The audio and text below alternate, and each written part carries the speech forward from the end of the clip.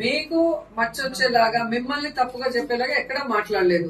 మీరు మాట్లాడిన పేరు అయితే ఎవరిది, ఎక్కడ దొరికింది, ఆ వ్యక్తి ఎవరని చెప్పాము. దానికి దీనికి లింక్ కాదు. మేము కాదు ఇప్పుడు వాళ్ళ ఇంట్లో ఆడవాళ్ళనో వాళ్ళ పిల్లలనో మేము వల్గర్ గా మాట్లాడినా లేదా ఏ ఫోటోలు చేసి వల్గర్ గా చేస్తే ఓకే మీరు చెప్పింది రైట్. అట్లా ఏం చేయలేదే. పొలిటికల్ గా మీరు దొరికారు.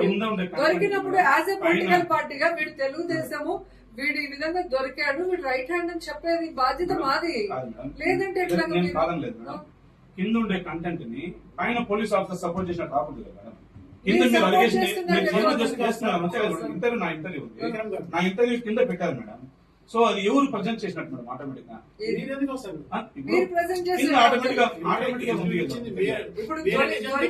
దొరికాడు కదా. మేమేమి ఆయన మీద అలిగేషన్ ఇవ్వలేదు. దాంట్లో ఒకటి కాదు సార్, ఇప్పుడు మేము అలిగేషన్ ఇవ్వలేదు. ఇక్కడ చెప్పండి, మేము అలిగేషన్ చేయలే, మేము పట్టుకోమని మీకు కంప్లైంట్ ఇలా.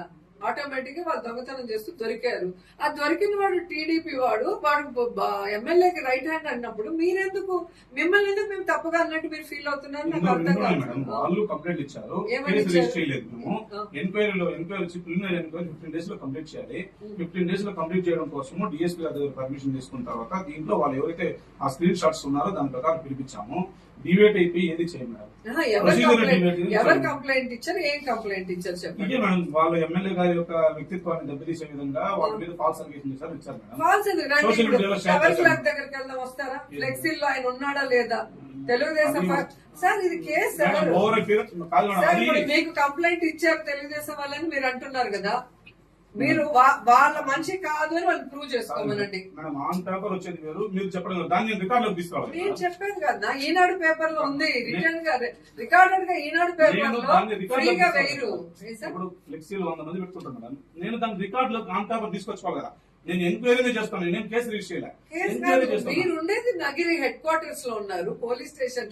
మీ పక్కన 4 అడుగులు వేస్తే టవర్ క్లాక్ చుట్టూ ఎన్ని ఫ్లెక్సీలు ఉన్నాయి, దాంట్లో అతను ఉన్నాడా లేదా మీకు తెలియదా సార్? ఎప్పటి నుంచి వాళ్ళ నాన్న ఉన్నప్పటి నుంచి అమృతరాజు వాళ్ళ ఫాలో అయ్యారు కదా. ఆ రోజు నుంచి ఈ రోజు వరకు వాళ్ళు ఫ్లెక్సీలు వాళ్ళే వేస్తున్నారు, యాడ్లు వాళ్ళే ఇస్తున్నారు. మరి లేదని మీరు అంటే ఎట్లా చెప్పండి. వేరొక పార్ట్నర్ రెండింటి మీద ఇచ్చారు. ఆ రెండింటి మీద ఇవ్వడం కోసమే దాంట్లో ఏం ఎవిడెన్స్ ఉంది మీ దగ్గర అని చెప్పేసి పిలిపించాము. పిలిపించి దాంట్లో స్క్రీన్ షాట్స్ అవి తీసుకున్నాము. తీసుకున్న తర్వాత ఎవిడెన్స్ ఏం కాదు, మీరు పట్టుకున్నారు, పోలీసులు పట్టుకున్నారు.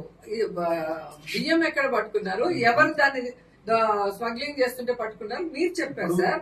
అలాగే ఇసుక ఎక్కడ వేలనుకో దీంట్లో డంప్ చేసి పైన డస్ట్ వేసారని మీరు చెప్పారు, మీరు చెప్పింది కాదు కదా. మేము అడిగేది ఇప్పుడు దాంట్లో 2 ఇష్యూస్. ఒకటేమో నా వీడియో పెట్టారు, ఒకటి. రెండోది ఏంటంటే దాంట్లో పార్ట్నర్ అని చెప్పేసి రాశారు. ఎమ్మెల్యే గారిని మేడం, ఎమ్మెల్యే గారిని పార్ట్నర్ అని చెప్పేసి రాశారు. మేమేం చెప్తాం, వాళ్ళు మాకు ఇచ్చిన కంటెంట్ ప్రకారం ఏంటంటే ఈ విధంగా వాళ్ళ డిఫేమ్ అయినట్లు ఒకటి ఫాల్స్ అలిగేషన్ చేస్తున్నారు. తర్వాత సోషల్ మీడియాలో సర్క్యులేట్ చేసి 2 ఈ పొలిటికల్ గా ఈ పక్క ఆ పక్క వచ్చి అన్నెసరీ కాంప్లికేషన్స్ అని ఇచ్చారు.